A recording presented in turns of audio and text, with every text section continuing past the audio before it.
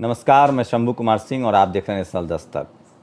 इस देश में राम मंदिर का आंदोलन ने बीजेपी को सत्ता के शीर्ष पर पहुंचा दिया और सबसे ज़्यादा राम मंदिर आंदोलन में शामिल हुए एससी, एसटी, ओबीसी के लोग और उनके हाथ में आज ठेंगा है। बाबा जी का ठुल्लू जिसको कहते हैं, बहुत असंसदीय शब्द है लेकिन उसकी का इस्तेमाल करूँगा, झुनझुना है आज। जिस राम मंदिर के आंदोलन को प्रोवोक किया गया, राम मंदिर आंदोलन की शुरुआत होती है, राजीव गांधी ने ताला खोला। वो सॉफ्ट हिंदुत्व वाले लोग हैं लेकिन ताला उन्होंने खोला। उसके बाद नरसिम्हा राव प्रधानमंत्री थे, मस्जिद गिरा दिया गया और उसके बाद इस देश में बीपी सिंह की सरकार थी और मंडल कमीशन लागू हुआ था। मतलब ओबीसी जो बैकवर्ड कास्ट है, जो आज सबसे बड़ा चंक है, वोटर चंक है प्रधानमंत्री नरेंद्र मोदी और आरएसएस का, और इसीलिए प्रधानमंत्री नरेंद्र मोदी ने अपने आप को ओबीसी प्रोजेक्ट किया। और उस राम मंदिर आंदोलन से जो आडवाणी ने रथ यात्रा निकाली और ओबीसी का आंदोलन खत्म हुआ, आपकी पढ़ाई लिखाई, कॉलेज, संपत्ति। अभी मैं अपने ऑफिस में अपने कलीग को समझा रहा था कि शूद्र होने का हिंदू धर्म में माफ़ कीजिएगा, जो सनातन धर्म में जो व्यवस्था है, अछूत और शूद्र, उसके हिसाब से शूद्रों को और अछूतों को संपत्ति रखने का अधिकार नहीं है, पढ़ने लिखने का अधिकार नहीं है। तो आज मैं ये सब बातें क्यों कर रहा हूँ? क्योंकि एक नया मामला है, राम मंदिर का भूत फिर से जग गया है। और राम मंदिर का जो आंदोलन था, जब मंडल कमीशन लागू हुआ, बीपी सिंह ने लागू किया और उस समय रामविलास पासवान, नीतीश कुमार, लालू प्रसाद यादव, शरद यादव जैसे लोग थे संसद में और जनता दल की सरकार बनी बीजेपी की मदद से। और जब उन्होंने मंडल कमीशन को इम्प्लीमेंट किया और ओबीसी को आरक्षण मिला, उसके बाद आडवाणी जो है वो रथ यात्रा लेकर निकल गए और वहाँ जो शूद्र थे और अछूत थे उसके पीछे लग गए। और नतीजा ये हुआ कि आज बीजेपी की दूसरी सरकार पूर्ण बहुमत में है और आपका आरक्षण खत्म किया जा रहा है। अभी नया आंकड़ा है कि ओबीसी को मेडिकल कॉलेज के जो एमडी का जो दाखिला होता है, पीएचडी का, जैसे आप मेडिकल कॉलेज की पढ़ाई करते हैं तो सबसे पहले नीट होता है, एमबीबीएस की तैयारी करते हैं और वहाँ दाखिला होता है। और जब आप एमबीबीएस कर जाएंगे तब एमडी करने के लिए फिर से आपको एग्ज़ाम देना पड़ता है और उसमें भी दाखिला होता है। तो नीट इसलिए लाया, कांग्रेस के ज़माने में नीट लाया गया। नीट में यह है कि जो स्टेट गवर्नमेंट है वो तो रिजर्वेशन देती है लेकिन जो सेंट्रल गवर्नमेंट के हिस्से में सीट जाता है वो रिजर्वेशन नहीं मिलता है। कहीं किसी भी मेडिकल कॉलेज में 50, जो स्टेट गवर्नमेंट का मेडिकल कॉलेज है उसमें 50% सीट जो है वो नीट के हिस्से में है और 50% स्टेट गवर्नमेंट के सीटें में। तो अब ओबीसी के आरक्षण को जीरो कर दिया गया। इस देश में जितने मेडिकल कॉलेज हैं जहां सेंट्रल के कब्जे में जो सीटें हैं वहां जो है ओबीसी आरक्षण जीरो है। और ये इसीलिए कह रहा हूं कि ये उसी ओबीसी को नहीं दिया जा रहा है जो ओबीसी राम मंदिर आंदोलन में शामिल रहा, जो ओबीसी आज बड़े मात्रा में और शेड्यूल कास्ट के लोग बड़े मात्रा में बीजेपी के सपोर्टर है और उसी की सरकार में सारी रोजी रोटी खत्म हो रही है। अब मैं आता हूं मुद्दे पर। कल से आपने टेलीविज़न देखा होगा, अवशेष मिले हैं, समतलीकरण हो रहा है अयोध्या का। जिस अयोध्या और जिस राम मंदिर के आंदोलन ने बीजेपी को सत्ता में पहुंचाया, अब वहां राम मंदिर बनने का फैसला भी आ गया है सुप्रीम कोर्ट से, लेकिन वहां समतलीकरण हो रहा है और उसमें जो साक्ष्य मिल रहे हैं उससे साफ है कि वो बुद्ध के निशानी हैं। और भारत एक बुद्धमय भारत था और भारत में बाबा साहब ने इसलिए बुद्धमय भारत का सपना देखा था। और पूरी दुनिया में आपके प्रधानमंत्री जाते हैं तो वो क्या कहते हैं, मैं बुद्ध के देश से आया हूँ। राष्ट्रपति में जाएंगे, भवन में जाएंगे तो आपको बुद्ध और सम्राट अशोक की मूर्ति मिलेगी। आपके वेंकैया नायडू दुनिया के किसी देश में जाते हैं तो वो कहते हैं कि मैं बुद्ध की धरती से आया हूँ। तो बुद्धमय भारत था। और बुद्ध कोई धर्म नहीं है, बुद्ध कोई विचार है, बुद्ध जीवन जीने की कला है जो पंचशील का सिद्धांत है। बुद्ध कहते हैं कि जिस देश का राजा चिंतनशील, चरित्रवान और एथिक्स वाला होगा, नैतिकता वाला होगा, उस देश की तरक्की कोई नहीं रोक सकता। और वैसे ही राजा थे सम्राट अशोक। सोचिए बुद्धिज्म का कितना प्रभाव है। जब बुद्ध के प्रभाव में सम्राट अशोक आते हैं, जब बुद्धिज्म के प्रभाव में सम्राट अशोक आते हैं, तो सोचिए आज के नेता जिसको हम परिवारवाद कहते हैं, वो अपने बच्चे के लिए कितना संपत्ति बना के जाता है, एमएलए एमपी बना के जाता है। सम्राट अशोक जो सबसे, आज जो आप भारत माता की जय कह रहे हैं, आज जो विशाल भारत की आप कल्पना कर रहे हैं, उस विशाल भारत में एकमात्र राजा था सम्राट अशोक जिसकी राजधानी पाटलिपुत्रा से लेकर कंधार तक था। और उस सम्राट अशोक ने अपने बेटे महेंद्र और अपनी बेटी संघमित्रा, जो उनके 2 बच्चे थे, उनको बुद्ध बनाया। उनका जैसे मेरे अभी बाल नहीं है उसी तरह से उनका मुंडन हुआ मुंडन नहीं, और उसके बाद वो धम्म के प्रचार प्रसार के लिए निकल गए पैदल। सोचिए कोई राजा अपने बच्चों को राजपाट त्याग करने के लिए कहेगा। तो ये है बुद्धिज़्म और ये है ह्यूमैनिटी, ये है त्याग, ये है नैतिकता। तो बुद्धिज़्म के जो पंचशील के सिद्धांत है उसमें सिर्फ मैं एक शब्दों में कहूँ तो उसको कहते हैं करुणा। अगर आपके मन में, आपकी आत्मा में, आपके विचार में करुणा नहीं है, दया नहीं है, तो आप इंसान नहीं हैं। इसका एक एग्जाम्पल देखिए, इस देश में, इस दुनिया में तमाम तरह के विचारधारा हैं, लेकिन बुद्ध की जो विचारधारा थी, उंगली माल जो डाकू था, जो उंगलियां काट लेता था, उसको बुद्ध ने कहा कि तुम हथियार त्याग दो और इंसान बनो, और वो बन गया। तो ये है बुद्धिज़्म, ये है। और इसलिए मैं बुद्ध को पसंद करता हूँ, इसलिए मैं उनकी वंदना करता हूँ, इसलिए मैं उनके सम्मान करता हूँ कि बुद्ध ने कहा कि तर्क करो। मैं कहता हूँ वो मत मान लो, तर्क करो, और तर्क की कसौटी पर। तो इसलिए मैं बुद्ध को सबसे बड़ा सोशल साइंटिस्ट, समाज वैज्ञानिक मानता हूँ। बुद्ध जो है वो तर्क करने की बात कहते हैं। बुद्ध कहते हैं कि अगर तुमने दुकान खोली और तुम्हारा दुकान नहीं चल रहा है तो तुम विचार करो कि तुम्हारा दुकान क्यों नहीं चल रहा है। वो भाग्य के भरोसे, वो किसी अद्वितीय शक्ति के भरोसे आपको नहीं छोड़ते हैं, वो आपको कर्म करने के लिए प्रेरित करते हैं। वो कहते हैं लेकिन एक शर्त है उनके साथ कि करुणा हो तुम्हारे अंदर। मतलब जब आपके अंदर करुणा होगा तो आप न तो आपके अंदर भय होगा, न आपके अंदर भ्रष्टाचार होगा, आप सबका ख्याल रखेंगे, तो आप कोई भी अनैतिक काम करने से बचेंगे। तो ये जो सारा मैं भाषण दे रहा हूँ, ये भाषण इसलिए दे रहा हूँ कि अयोध्या में हम सब जानते हैं कि पुष्यमित्र शुंग, जहाँ से ब्राह्मणी राज्य की स्थापना होती है, उससे पहले बृहद्रथ जो अंतिम मौर्य शासक हैं, उनके ससुर थे पुष्यमित्र शुंग, और उन्होंने भरे दरबार में बृहद्रथ की हत्या की और राजपाट पर कब्जा किया। तो राजाओं के दौर में ये सब चलता था।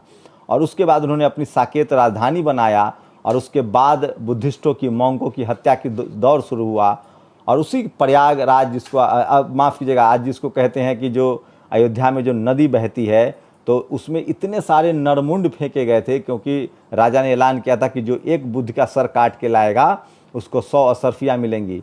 तो लोग, जितने मोंग थे, जितने बुद्धिस्ट थे, उनका सर काट के ले जाते थे, और इसीलिए उसको सरयू, सर से भरा हुआ नदी था, इसलिए सरयुग नदी कहते हैं। तो वहाँ हुआ। हम सब जानते हैं भारत में सबसे ज़्यादा, जैसे राजेंद्र प्रसाद सिंह लिखते हैं कि अगर धरती के नीचे जो चीज़ निकलेगा वो पुराना होता है। जैसे मंदिर, अगर प्राचीन आप मंदिर कहते हैं, लेकिन आपका मंदिर 100 साल पहले पुराना है और हमने 500 साल पहले घर बनाया, तो हमारा घर ज़्यादा पुराना हुआ। तो आप जहाँ भी टीले की खुदाई करेंगे वहाँ आपको बुद्ध विहार मिलेगा, बुद्ध स्तूप मिलेंगे। और जो बुद्धमय भारत था उसमें पढ़ाई लिखाई का केंद्र था। भारत जो सोने की चिड़िया थी, उसी बुद्धमय भारत में। भारत जो ज्ञान का केंद्र था, तक्षशिला, नालंदा, विक्रमशिला, 17 यूनिवर्सिटियाँ थी, वो उसी बुद्ध के समय, बुद्ध काल में, जब भारत बुद्धमय भारत था। जाति पाति, ऊंच नीच, भेदभाव नहीं था। वही दरअसल असली रामराज था, जिसको ये रामराज कहते हैं। वहाँ कभी ताला नहीं लगता था, कहीं भुखमरी नहीं थी, गरीबी नहीं थी, लाचारी नहीं थी, अविश्वास नहीं था, क्योंकि सब बुद्धमय भारत था, जिस बुद्धमय के लिए पूरी दुनिया के लोग बुद्ध को आज पढ़ रहे हैं।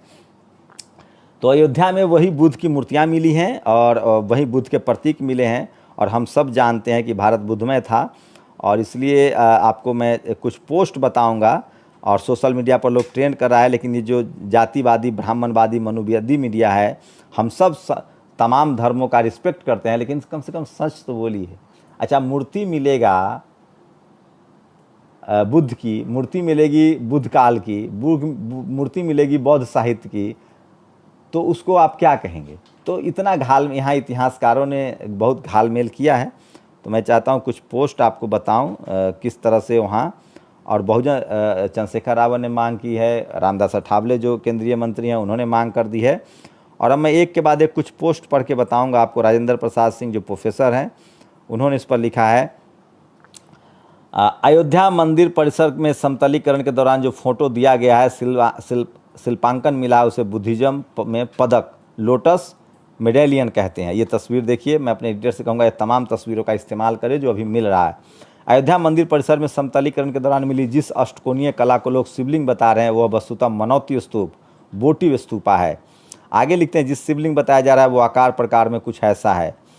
अयोध्या मंदिर परिसर के समतलीकरण के दौरान ये शिल्प अवशेष आज मीडिया के सामने आए हैं और आश्चर्यजनक रूप से बौद्ध शिल्प से मिलते जुलते हैं। तो ये तमाम चीज़ हैं। आज इथोई थास का जन्मदिन है 20 मई 1845, जिन्होंने कहा कि हम सभी शूद्र अछूत मूल रूप से बौद्ध हैं, हमें अपने घर लौट जाना चाहिए। तो देखिए इथोई थास का जन्मदिन है जिन्होंने कहा था। तो ये तमाम जो मैं आपको दिखा रहा था, और एक और लास्ट पोस्ट बताऊंगा। अशोक ने 4 लिपियों में अभिलेख लिखवाए, चारों में से किसी में वन व्यवस्था का उल्लेख नहीं है। मेगास्थनीज ने भी वन व्यवस्था का उल्लेख नहीं किया, और जिस कौटिल्य ने किया है वह उस समय था ही नहीं। आप कह रहे हैं कि गौतम बुद्ध ने वन व्यवस्था का जिक्र किए हैं। गौतम बुद्ध जब अशोक से पहले हुए तब बुद्ध काल में वन व्यवस्था का सवाल ही नहीं उठता है। तो आप सबसे गुजारिश है कि आप भी राजेंद्र प्रसाद सिंह को पढ़िए, भाषाविद हैं, पाली और प्राकृत के तमाम शिलालेख पढ़ रहे हैं। तो ये कुछ पोस्ट थे उनके जो मैं आपको बता रहा था, और वहाँ मांग उठने लगी है, और कल से लगातार लोग ट्विटर पर ट्रेंड करा रहे हैं बुद्धिज़्म को लेकर। और मैं कुछ और पोस्ट जो मैंने बुद्ध को लेकर शेयर की है वो मैं चाहता हूँ कि आपको बता दूँ। दिलीप मंडल ने लिखा है इसको ट्विटर पर कि चंद्रशेखर रावण ने कहा है कि वहाँ बुद्ध विहार बनना चाहिए, जब मंदिर बन रहा है तो बुद्ध विहार भी बने। केंद्रीय मंत्री भी कह रहे हैं कि अयोध्या बौद्धों की है। रामदास अठावले ने इसे कहा है कि वहाँ बौद्ध मंदिर बनना चाहिए। तो लक्ष्मण यादव लिखते हैं, अयोध्या खुदाई में मिला बौद्ध अवशेष, जो कहानी कह रही है वो कहानी इस देश में इतिहास लिखने की रही है। बहुजन अवशेषों को दफन करके छद्म हिंदूवादी इमारतें खड़ी कर दी गई है। आप बहुत सारे मंदिरों में भगवान का श्रृंगार उतारेंगे ना तो बुद्ध के निशान मिलेंगे। तो भारत बुद्धमय भारत था, और बुद्धमय भारत के पक्ष में मैं इसलिए हूँ कि उसमें इक्वालिटी है, फ्रेटर्निटी है, समानता है। आपका जो संविधान है उसमें बुद्ध साहित्य की भरमार है बाबा साहब ने, चाहे वो विनय पिटक हो, ये जो चाहे वो अयोध्या में जो कुछ चल रहा है उसकी कई कैमरों में से 24/7 वीडियो रिकॉर्डिंग होनी चाहिए। वहाँ बाहर से लाकर कुछ भी रखा जा सकता है। बौद्ध विरासत की रक्षा होनी चाहिए। तो हमें भी हक है अपने विरासत की रक्षा करने का। और इसे शिवलिंग बता रहे हैं कुछ चैनल, शिव का सम्मान है लेकिन ये शिवलिंग नहीं है। दिलीप मंडल ने आगे लिखा है, तो आगे लिखते हैं, कई मूर्तियों का श्रृंगार हटा दीजिए तो बौद्ध प्रतिमाएं मिलेंगी। तो ये देखिए इस देश में किस तरह से। और किरण यादव लिखती हैं, बुद्ध नगरी अयोध्या सुप्रीम कोर्ट संज्ञान ले, सत्ता के दुरुपयोग कर मंदिर बनी तो फिर टूटेगी मंदिर। ये किरण यादव का पोस्ट है। मैं किसी के भी धर्म अवशेष को तोड़ने के पक्ष में नहीं हूँ। और समर राज लिखते हैं, बाबरी के विध्वंस पर जश्न मनाया जा रहा था, बानर सेना द्वारा नाचा और गाया जा रहा था, कोर्ट के फैसले का नाम लेकर दूसरों को चिढ़ाया जा रहा था, मगर समतलीकरण में विवादित स्तर से निकला अवशेष बौद्धिस्ट कमल पदक यानी लोटस मेडेलियन है। अब क्या होगा। लेकिन मीडिया इस देश की देखिए, जो जातिवादी मनुवादी मीडिया है वो किस तरह से लगातार इसको कैसे जोड़ रही है। तो इसलिए मैं कहता हूँ कि जब शिकारी आपका इतिहास लिखेगा तो वो हिरन की व्यथा नहीं लिखेगा, वो अपने शिकार का, साहस का और वो शिकार करने का वर्णन करेगा, अच्छा कहेगा। इसलिए जो पीड़ित है, जब हिरन अपना इतिहास लिखेगा तब वो बताएगा कि उसका शिकार हुआ था और वो कितना तकलीफ में थी। तो जो तमाम इतिहासविद हैं, पढ़े लिखे लोग हैं, वो बता रहे हैं। सोचिए आज आपके पास अखबार नहीं है, टीवी नहीं है, मीडिया नहीं है, आपके पास सरकार भी नहीं है। आप सोचिए आज जो सड़कों पर हैं उनकी सरकार नहीं है, उनके लोग सीएम पीएम नहीं है। एक कहावत सुनिए आपने, ये सच्चाई है, प्रसव की जो पीड़ा है ना वो कोई महिला ही बयां कर सकती है। जिस देश में SC ST OBC माइनॉरिटी की संख्या 85% है, और जब आपके लोग सत्ता में नहीं होंगे, मीडिया में नहीं होंगे, ब्यूरोक्रेसी में नहीं होंगे, जुडिशियरी में नहीं होंगे, तो आप इस देश में दूसरे दर्जे का नागरिक घोषित कर दिए जाएंगे और आपके हक अधिकार छीन लिए जाएंगे। एक मैं आपको मंत्र देता हूं, इस देश के किसी भी ऐसे लोग से बात कीजिए जो आरक्षण की कैटेगरी में नहीं है अभी। अब तो खैर जनरल को भी 10% आरक्षण है, उनसे पूछिए तो वो क्या कहेंगे, आरक्षण के खिलाफ खड़े होते हैं। सोचिए जो आपको संवैधानिक आरक्षण के खिलाफ हैं वो जाति की वजह से कभी आपके हक में फैसले लेंगे, करेंगे? नहीं करेंगे। इस देश के अनपढ़ आदमी से जो कभी स्कूल नहीं गया हो और वो आरक्षण कैटेगरी में नहीं आता है, SC ST OBC आरक्षण में नहीं है, तो उससे बात कीजिए तो वो कहेगा कि अगर मैं आरक्षण नहीं होता तो मैं कलेक्टर होता, जबकि उसको पता है कि कलेक्टर बनने के लिए BA पास करना जरूरी है। लेकिन वो स्कूल भी नहीं गया और वो आरक्षण के खिलाफ है। तो जब इस विचारधारा, इस मेंटालिटी के लोग सत्ता में हैं तो फिर आपको न्याय कैसे मिलेगा। इसलिए भारत में जाति के आधार पे, रंग के आधार पे, लिंग के आधार पे भेदभाव होता है। इसीलिए बाबा साहब ने संविधान में डाइवर्सिटी शब्द का इस्तेमाल किया है। चाहे वो महिला हो, चाहे वो पुरुष हो, चाहे वो किसी जाति का हो, किसी मजहब का हो, जब तक बराबर की हिस्सेदारी नहीं होगी, चाहे वो मीडिया हो, चाहे ब्यूरोक्रेसी हो, चाहे जुडिशियरी हो, चाहे यूनिवर्सिटी हो, चाहे बिजनेस हो, जो ये पावर सेंटर्स हैं, जब तक यहाँ भागीदारी सबकी बराबर नहीं होगी, तब तक हम न्याय समतामूलक समाज नहीं बना सकते हैं। और इसलिए मैं कहता हूँ कि अब जातिवाद जो है वो गाँव में नहीं है, शहरों में शिफ्ट हो गया है। पावर सेंटर जहाँ मीडिया, ब्यूरोक्रेसी, जुडिशियरी, बिजनेस और यूनिवर्सिटी, ये जो 5 पावर सेंटर्स हैं, जहाँ से ताकत है आर्थिक रूप से, सामाजिक रूप से, जहाँ ताकत है इनमें, और इस जगह पर जातिवाद है और इसमें बहुजन समाज की भागीदारी नहीं है, इसलिए आपकी बात करने वाला कोई नहीं है। और सोशल मीडिया पर हमारे जैसे कुछ लोग हैं जो बात कर रहे हैं, उनको हमेशा डराया धमकाया जाता है कि तुम्हें मार दिया जाएगा। मैं उनको एक ही बात कहता हूँ कि मेरी पूरी लड़ाई इज्जत से मौत की है। जलालत की ज़िंदगी को आपको मुबारक हो। मैं बाबा साहब की इस लाइन को आत्मसात कर चुका हूँ कि ज़िंदगी लंबी नहीं, शानदार होनी चाहिए, और मैं उसके पक्ष में हूँ। और मैं बहुजन समाज के लोगों से अपील करता हूँ कि जो संविधान है आपका, जो संविधान नहीं मानता है वो राष्ट्रद्रोही है, वो देशद्रोही है। जो संविधान को न माने, हम संविधान के मानने वाले लोग हैं, हम असली राष्ट्रवादी हैं, हम मजबूत भारत के पक्षधर हैं। और मजबूत भारत का मतलब होता है कि जो तमाम जातियां हैं, तमाम मजहब के लोग हैं, तमाम लोग की भागीदारी, सबको उसका अधिकार मिलना चाहिए। किसी भी तरह के शोषण के हम खिलाफ हैं। इसलिए मैं कह रहा हूँ कि जो बुद्धमय भारत का सपना है वो इसीलिए है क्योंकि बुद्ध में पंचशील है। सील पर, सील मतलब समझ रहे हैं, कैरेक्टर पर जोर दिया गया है, और आपके गुण के हिसाब से आपकी पूजा होती है, न कि आपकी जाति के हिसाब से। आप लोग की क्या प्रतिक्रिया है अयोध्या को लेकर? ट्विटर पर ट्रेंड हो रहा है, आप लोग क्या सोचते हैं? अपनी प्रतिक्रिया जरूर दीजिए। आपकी प्रतिक्रिया बहुत ज़रूरी है क्योंकि सोशल मीडिया ही सच्चा मीडिया है, सोशल मीडिया ही बहुजन मीडिया है। अपनी प्रतिक्रिया जरूर दीजिए। शुक्रिया। नेशनल दस्तक की आपसे गुजारिश है कि अगर इसको बचाना चाहते हैं तो नेशनल दस्तक को सब्सक्राइब करने के लिए रेड कलर के सब्सक्राइब बटन को दबाएं, फिर बेल आइकन की घंटी दबाएं। नेशनल दस्तक को बचाने के लिए बहुत जरूरी है कि हर खबर को शेयर करें, लाइक करें, कमेंट जरूर करें।